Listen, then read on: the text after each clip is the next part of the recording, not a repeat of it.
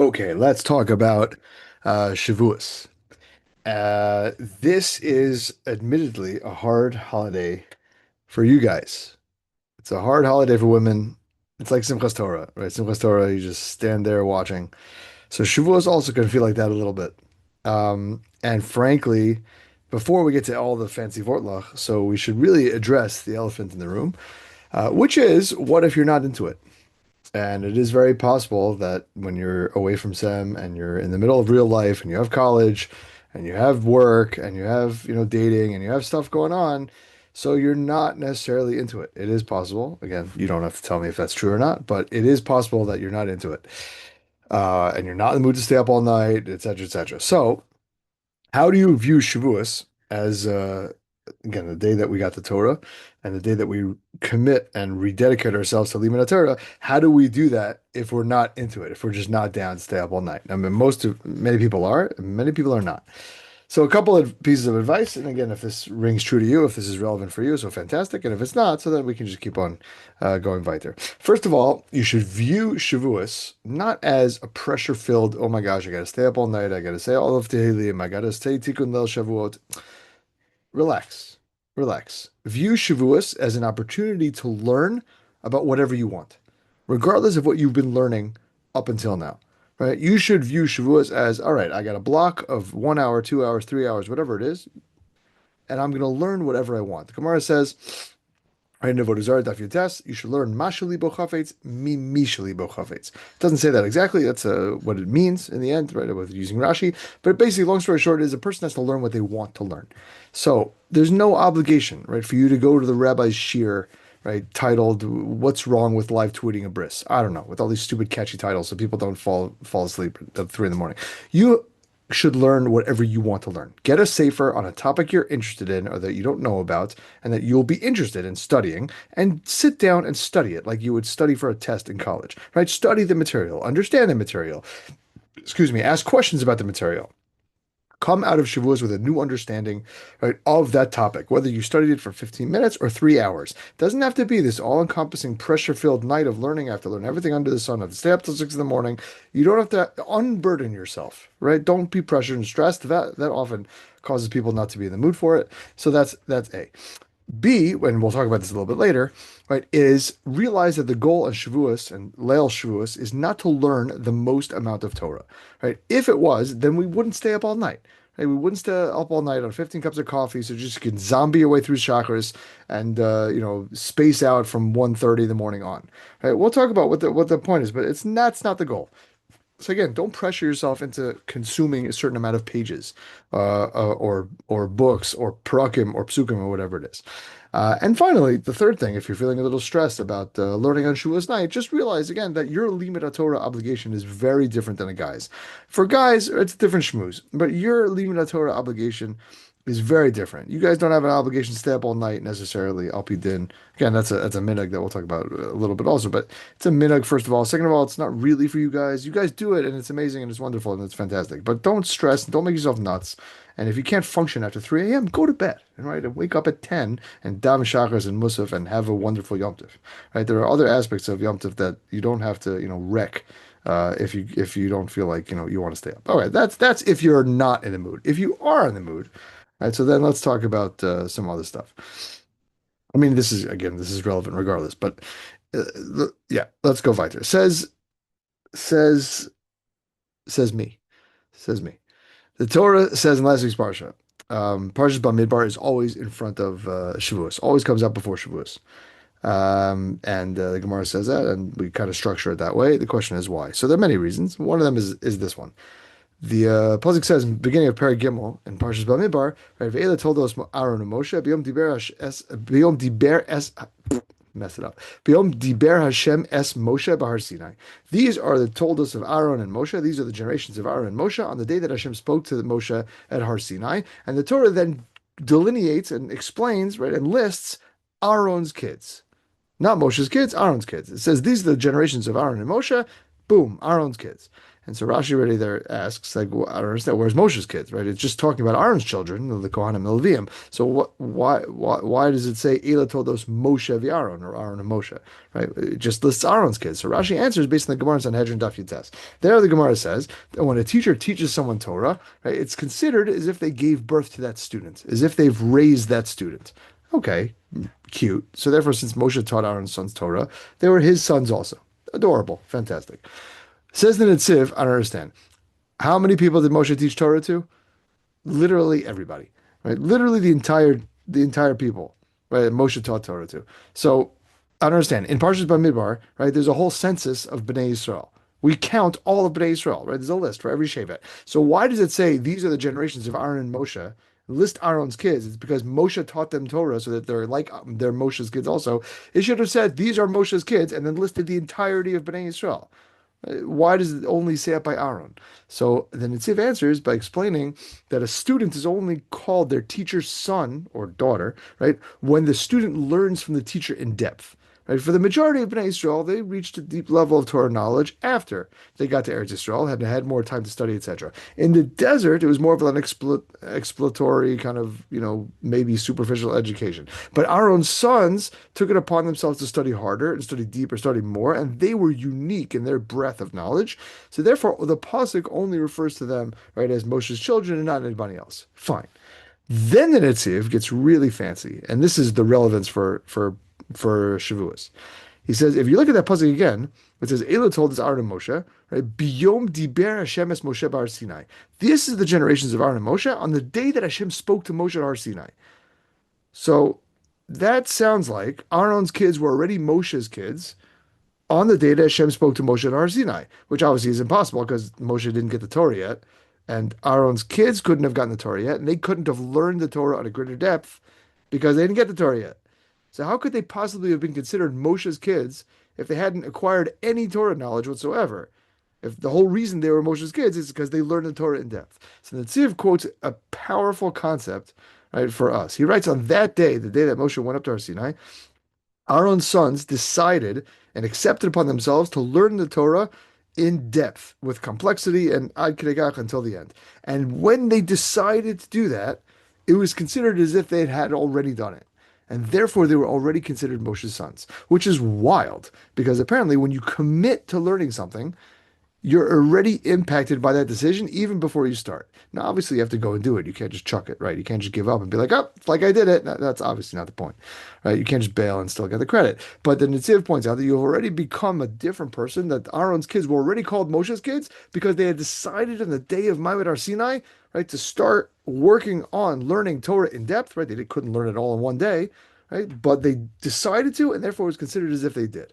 Now, even though this sounds a little nuts, right? This is actually found in a lot of places, right? All over, statements of Chazal. Just to give a couple examples, Gemara says in Bava Metzia, right, on Daf Pei Daled, that Reish Lakish, right, who was one of the Amoras, right, that he's all over the Gemara, him and Rabbi Yochanan or Charuzas. So he actually started out as a Ganav. He actually started out as a leader of thieves. But the moment he accepted upon himself Torah mitzvos, he lost all of his physical strength. The Gemara says that he jumped into a river to rob Rabbi Yochanan. Right, he was fascinated by his beauty. Okay, that part we know because Rabbi Yochanan offered him his daughter, etc., etc. And then when Rabbi Yochanan convinced Reish Lakish to give up being a thief and pursue a life of Torah, the Gemara says that he became weaker and he was unable to jump back out of the river.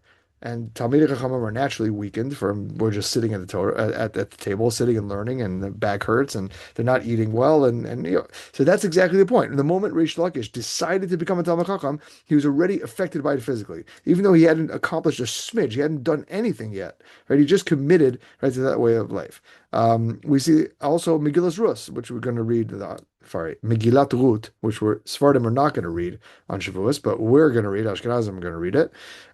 What happens in the story? Again, just to recap, Avimelech takes his family, leave the Eretz Yisrael during a famine. They settle in Moab. Machlon and Kilion intermarry. Right, two Moabite princesses, Orpah and Rus. Good. All the men die. Right, leaving Naomi alone with her two daughters-in-law. And Naomi says, "Please go away, go home. We don't want you." Fine. And Orpah leaves, and Ruth decides to stay with her mother-in-law, right, and convert. Right, and then Megillah tells a story, right, how she converted, etc., etc. So the Vilna Gaon points out, right? That the moment that Rus decided to go back to Nami, right, with meaning to become a Jew, the pasuk says, "Vatera ki misametzas he," that Nami saw that Rus was trying to put in the effort. She was tired from the effort of convincing, right, her mother-in-law to let her come back and deciding to convert. Meaning, similar to Reish Lakish, right, she was already tired from this effort of converting, even though, right, she hadn't learned anything yet. And finally, one last source, right, that I heard from Rabbi Ari Waxman, who's Menal at Shalavim, right, he points out that Rabbeinu Yonah writes in Shari Tshuva, right, he literally in Shar Sheni, he writes his exact point.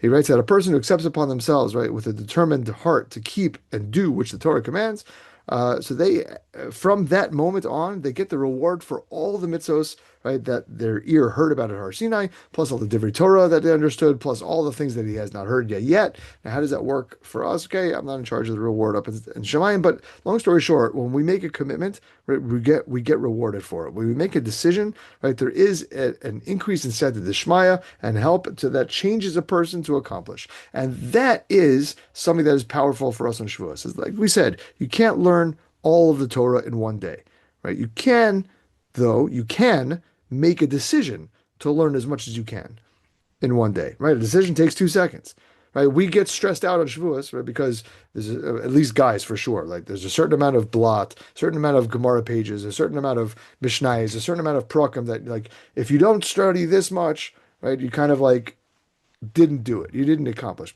That's not the point. The point of staying up, and we'll talk a little bit more about staying up all night, but the point of Shavuos is to recommit and dedicate ourselves and make a decision that I'm going to learn more Torah. I'm going to live my life, right, according to a Torah way, right? Obviously, there's no cutting corners. You can't just make a decision and drop it. But to make a decision on Shavuos, right, that's the goal, right? We hear about all the different Torah that you hear, you listen to. Shavuos is our own personal Kabbalah Torah, right? It's our own personal, right, accepting of the Torah, reenacting of Har Sinai, right, with the power to transform your limit of Torah, etc., etc., etc. Right, but again, the whole point. What is Shavuos? It's our personal Kabbalah. What does Kabbalah Torah mean? Right, it's our Kabbalah, right, to accept the Torah. It's your personal acceptance and decision to learn the Torah. Just like Aaron's sons who made the decision on the night of the day of Har Sinai, to make a decision to just like Reish Lakish and Rus. The goal is not to learn as much as you can, obviously very valuable, but it's about to make a Kabbalah and accept upon yourself the Torah, to renew and reinforce your relationship with learning Torah and keeping Torah, obviously. But so you don't have to feel bad if you're exhausted at 2 a.m. and you can't handle anymore. The goal is to make a conscious decision to reinvigorate yourself, right, with Limud Torah. And we're going to finish off, we're going to end off today with how you can take Shavuos with you. We're going to get to that in a few minutes. But that's why we read, one of the reasons why we read Bamidbar before Shavuos, and also something to keep in mind, right? As you start prepping, right? We're not prepping the cups of coffee, right? We're prepping how much we're going to learn the rest of the year. Now, another point that we'll just mention, because even though we'll do it quickly, just because we talk about it often, right? The Torah says also in Parshas Bamidbar, in last week's Parsha, right? It says, "Se'u es rosh kol das b'nei Yisrael," right? Tifkedu osam l'tiv osam. You got to take a census of all of b'nei Yisrael. You should count them according to their legions. And Rashi explains that Hashem counted us because, right, He loves us, just like a collector collects his possessions. They count them from time to time, make sure nothing is missing. So b'nei Yisrael also were counted like that. And so Rav Melech points out, again, he quotes Chiddushei HaRim and others, that, and again, we've talked about this a lot, so we're not going to belabor the point, but every single person is dear and chashuv to HaKadosh Baruch Hu. Right? Hashem loves every single one of us. He counts us like prized possessions. And Sefer Bamidbar is called Chumash HaPekudim, right? The Chumash of countings, because there are 2 of them, one at the beginning and one at the end by Parshas Pinchas.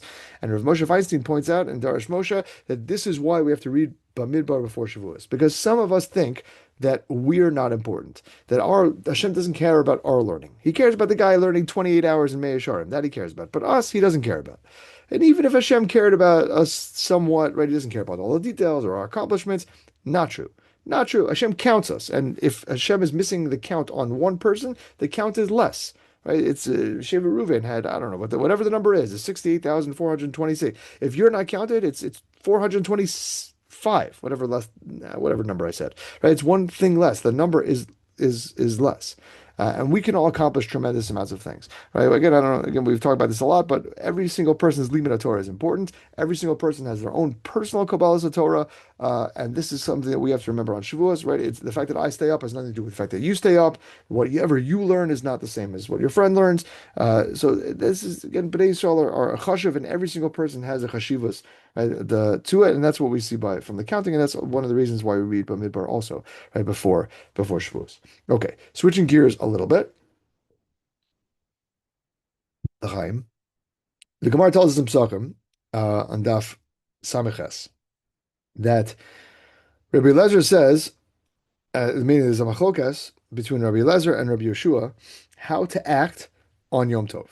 Right? Rabbi Eliezer says you should either eat and drink or sit and learn.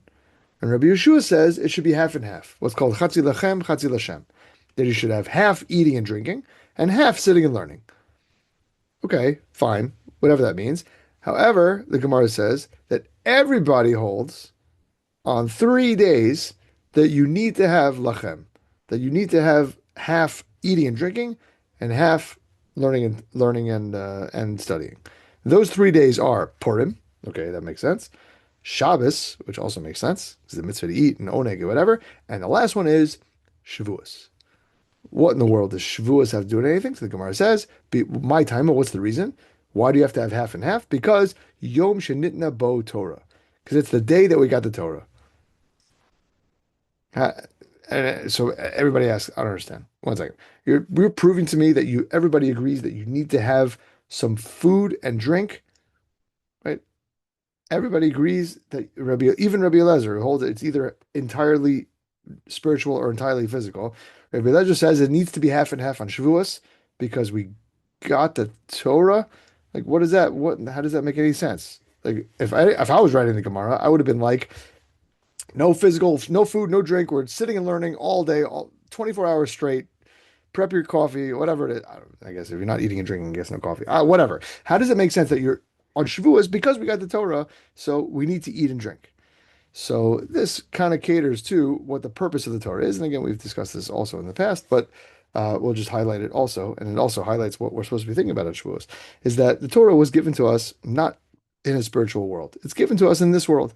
Right? It's given to us in a physical, lowly, evil, downtrodden, painful, filled with darkness type of world. Right? It's not given to angels. Right? The Lo B'Shamayim, it's not in the heavens. It's given to human beings. Right? When the Medrash tells us when Moshe Rabbeinu got up to Shemayim, right, the angels were like, "Why are you giving the Torah to the Jews?" And Hashem said, "That's a good question, right? Moshe, you answer them." So Moshe said, "You guys don't have Yetzer Haras, right? You guys don't keep Shabbos. You guys don't have this halacha. You guys don't have that halacha, right? Torah is not given to angels. Torah is given to people. Torah is given to people in a physical world. So the goal of Torah is to uplift the physical world into something spiritual. Right? We talked about the Ramchal, right, in the end of Mesilas Yesharim, that Kedusha, the highest level of holiness, means to uplift the physical and turn it into the spiritual. And when the Torah says, Kedoshim Tiyu, you should be holy.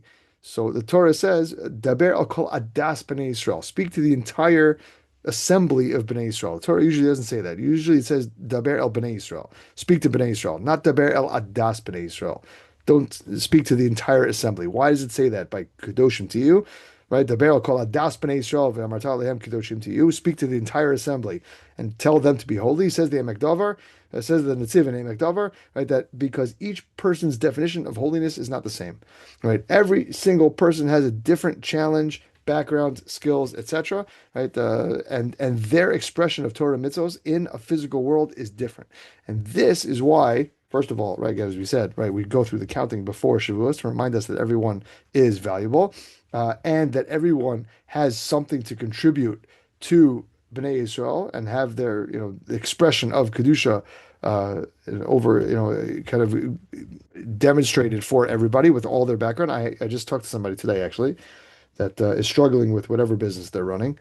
And he said because he has an issue with Shmir Sinai and whatever, and he doesn't want to compromise on his values, even though his business is, could have compromises for it.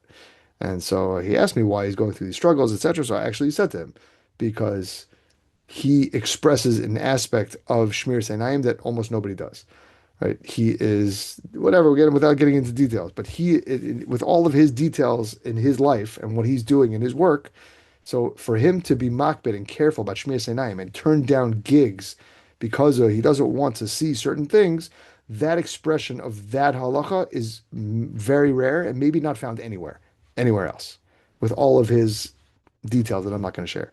So everybody literally has a purpose in life, and the expression of Torah that they put out on a daily basis is different. This is why we all have our own, again, going back to personal Kabbalah of Torah. When you have a Shavuos experience and you re-accept the Torah for yourself, right? That is because no one else can do it for you. That is because you are expressing the Torah in a different way. That is because you literally, it's a personal Kabbalah of Torah because of all your background, your expression of Kedushas Torah, right, in the physical world, right, is different. So that's the goal on Shavuos. It's not to get stressed about the number of learnings. It's about to reconnecting to the Torah, making a commitment to live a life of Torah mitzvos with learning Torah and keeping Torah, and that commitment is different. That expression and of commitment and keeping and learning, etc., is different for every single person. That's why it's important for every single person to have some sort of learning and night over experience to make that connection, right? To make that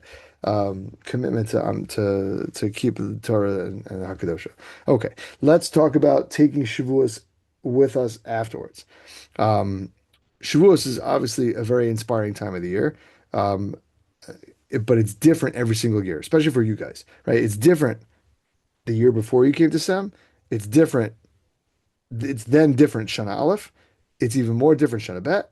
And now it's going to be even more different now that you guys are out of Shana Bet or out of, seminary 1, 2, 3, 4 years. Every single year, right, it's different. It becomes different.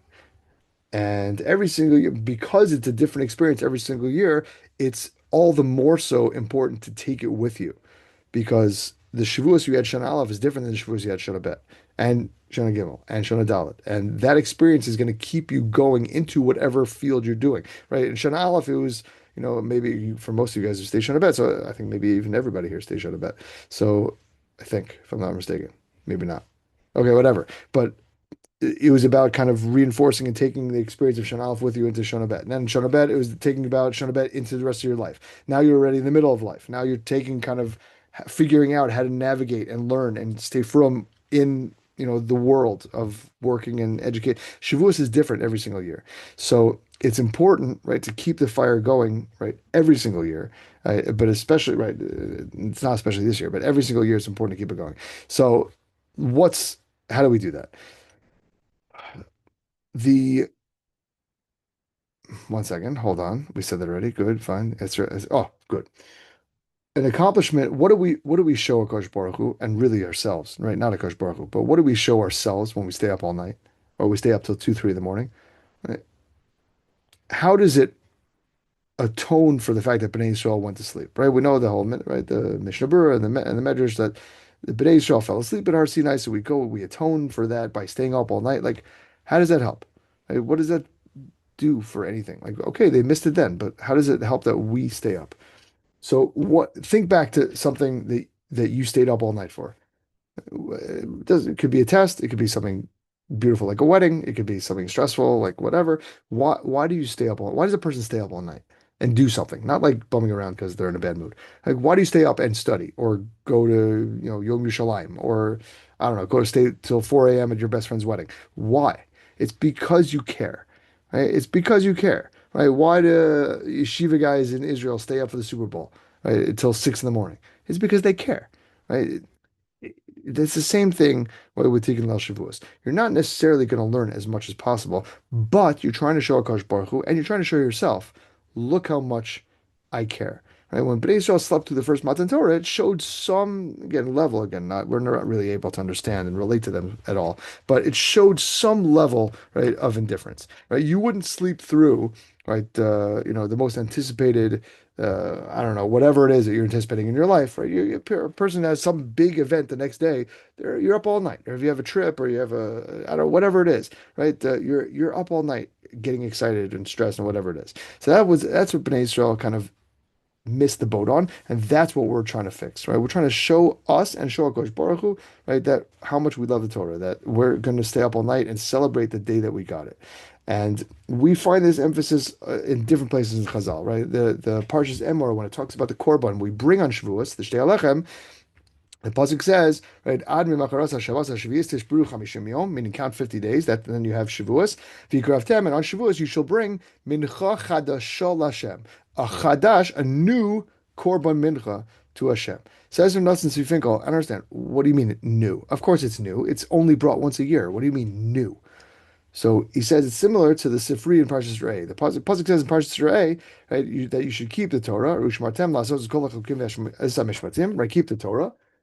And the pasuk says, "Asher anochi nosein lefnechem hayom," the Torah that I'm giving to you today. And the Sifri says that the Torah should be near and dear and excited to you as if you got it today, right? And that's what the Kli Yakar says, right? That the Torah should, when we get on Shavuos, it should be chadashah, it should be exciting, something new, right? You get a gift, right, and so you use it the first day.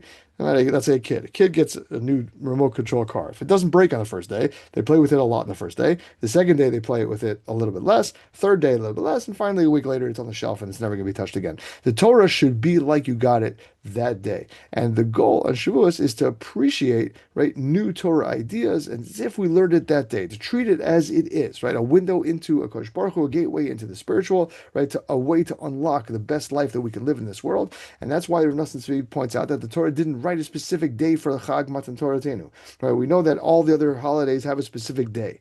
Right? Shavuos is 50 days after Pesach. It doesn't say what day it is. And in fact, there's a Gemara that debates what day we got the Torah. Was it Vav Sivan or Zayin Sivan?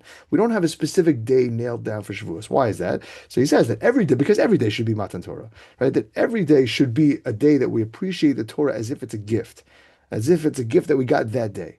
He says Shavuos is like a training module, right? To show Hashem, it's really to show ourselves, right? This is something we care about, right? And that you can stay up for long hours and push yourself to learn new things and new ideas and appreciate new concepts. That the Torah, you can reinforce to yourself that the Torah means something to you. And it should be like a new toy that you can't wait to play with and open right away, like the Harry Potter books. When they delivered the Harry Potter books, when they came out, that was an event. Always on Shabbos. Always on Shabbos, the new Harry Potter books came out, and we would grab them and oops, open the box, and it would be a fight to kind of start, like, reading them or whatever.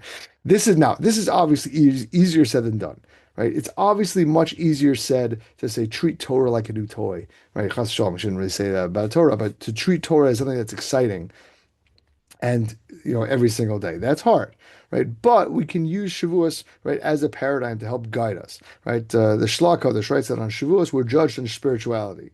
That the Gemara says in Rosh Hashanah that we're judged on Peres Elon, right, on Shavuos. We're judged on the fruits of a tree, right? That in the Gemara Megillah also. Daf Lamed Aleph says that Atzeres is a type of Rosh Hashanah.